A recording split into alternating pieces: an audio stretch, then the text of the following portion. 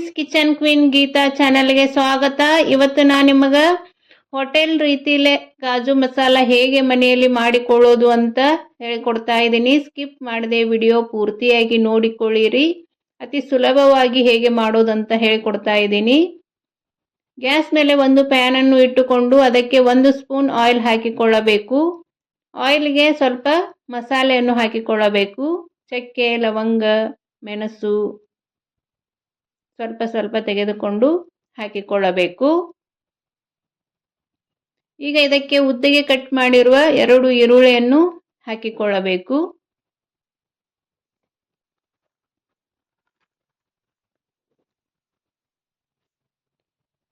ಕಾಜು ಮಸಾಲ ಹೋಟೆಲ್ನಲ್ಲಿ ತುಂಬಾ ಕಾಸ್ಟ್ಲಿಯಾಗಿ ಸಿಗುತ್ತದೆ.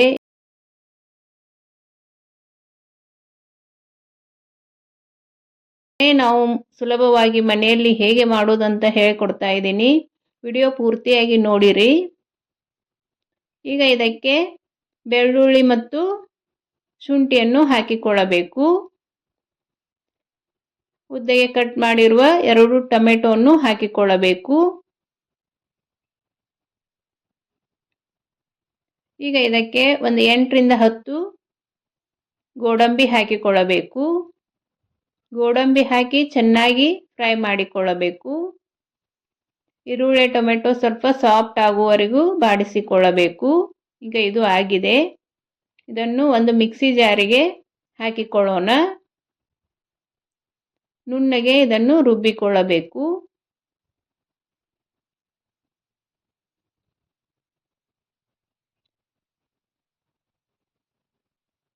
ಈಗ ಗ್ಯಾಸ್ ಮೇಲೆ ಒಂದು ಕಡಾಯಿ ಇಟ್ಟು ಅದಕ್ಕೆ 1 ಸ್ಪೂನ್ ತುಪ್ಪ ಹಾಕಿಕೊಳ್ಳಬೇಕು. ಈಗ ಇದಕ್ಕೆ 50 ಗ್ರಾಂನಷ್ಟು ಗೋಡಂಬಿ ಹಾಕಿಕೊಂಡಿದ್ದೇನೆ. ಸ್ವಲ್ಪ ಕಲರ್ ಚೇಂಜ್ ಆಗೋವರೆಗೂ ಫ್ರೈ ಮಾಡಿಕೊಳ್ಳಬೇಕು.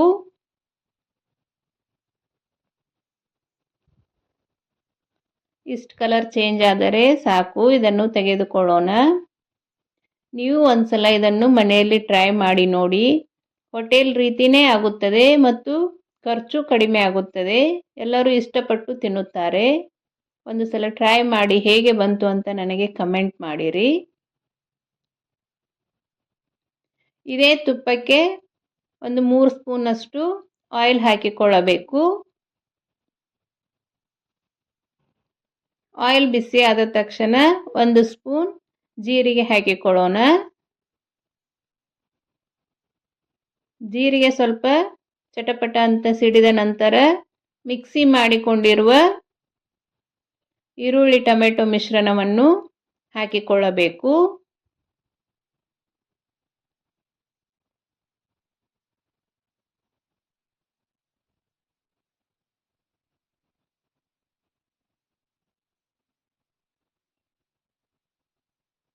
ಈಗ ಇದನ್ನು ಈ ರೀತಿ ಚೆನ್ನಾಗಿ ಮಿಕ್ಸ್ ಮಾಡಿಕೊಳ್ಳಬೇಕು. ಈ ರೀತಿ ಕುದಿಯುತ್ತಿರುವಾಗ 1 ಚಿಟಿಕೆ ಅರಿಶಿನ ಹಾಕಿಕೊಳ್ಳಬೇಕು. 1 ಸ್ಪೂನ್ ಧನಿಯಾ ಪೌಡ್ರನ್ನು ಹಾಕಿಕೊಂಡಿದ್ದೇನೆ. ನಿಮಗೆ ಎಷ್ಟು ಖಾರ ಬೇಕೋ ಅಷ್ಟು ಚಿಲ್ಲಿ ಪೌಡ್ರನ್ನು ಹಾಕಿಕೊಳ್ಳಬಹುದು. ಇಲ್ಲಿ ನಾನು 2 ಸ್ಪೂನ್ ಚಿಲ್ಲಿ ಪೌಡ್ರ್ ಹಾಕಿಕೊಂಡಿದ್ದೇನೆ.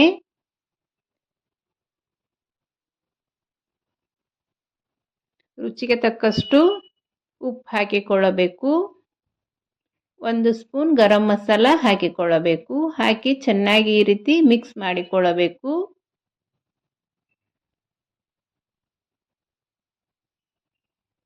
ಈಗ ನಾನು ಮಾಡುವ ಕಾಜು ಮಸಾಲ 4 ಜನಕ್ಕೆ ಹೊಂದುತ್ತದೆ. ನೀವು ಜಾಸ್ತಿ ಜನ ಇದ್ದರೆ ಇದೇ ಕ್ವಾಂಟಿಟಿನ ಡಬಲ್ ಮಾಡಿಕೊಂಡು ಮಾಡಿಕೊಳ್ಳಬಹುದು.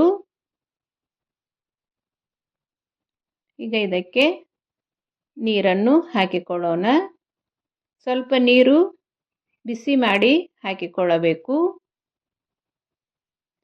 ನಿಮಗೆ ಗ್ರೇವಿ ತಿಕ್ ಎಷ್ಟು ಬೇಕೋ ಅಷ್ಟು ನೀರನ್ನು ಹಾಕಿಕೊಳ್ಳಬಹುದು.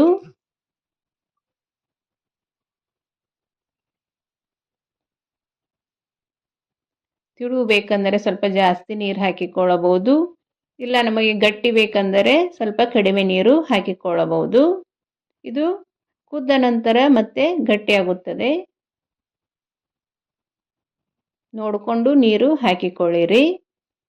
ಈಗ ಇದನ್ನು ಒಂದು 4ರಿಂದ 5 ನಿಮಿಷ ಬಾಯ್ಲ್ ಆಗಲು ಬಿಡಬೇಕು. ಈ ರೀತಿ ಆಯಿಲ್ ಎಲ್ಲ ಬಿಟ್ಕೊಂಡಿರಬೇಕು.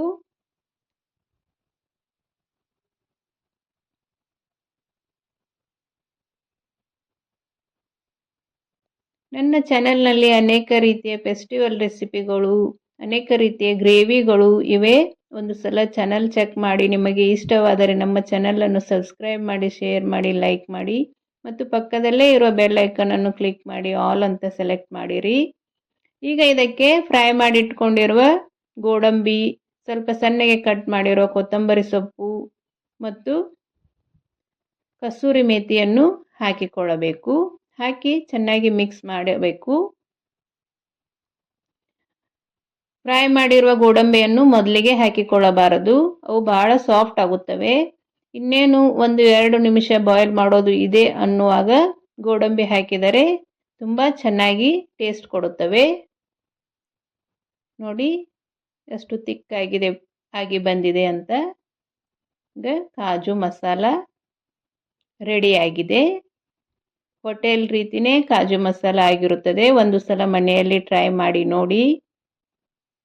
ರುಚಿನೂ ಚೆನ್ನಾಗಿರುತ್ತದೆ ಮತ್ತು ದುಡ್ಡು ಕಡಿಮೆ ಖರ್ಚಾಗುತ್ತದೆ.